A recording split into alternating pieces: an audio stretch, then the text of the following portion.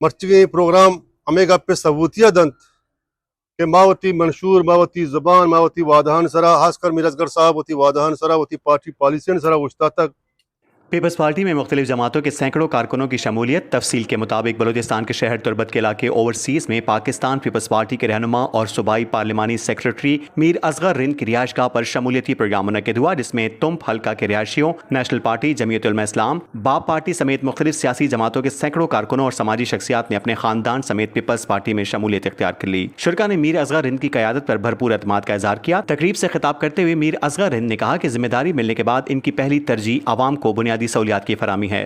انہوں نے بتایا کہ بجلی کے بحران کے پیش نظر گھریلو سطح پر سولر سسٹم فراہم کیے گئے ہیں، جبکہ زرعی ٹیوب ویلز کو مرحلے وار شمسی توانائی پر منتقل کیا جا رہا ہے۔ ان کے مطابق حلقے میں 57 واٹر سپلائی اسکیمیں شروع کی گئی ہیں، جن میں سے 40 مکمل ہو چکی ہیں اور باقی پر کام جاری ہے۔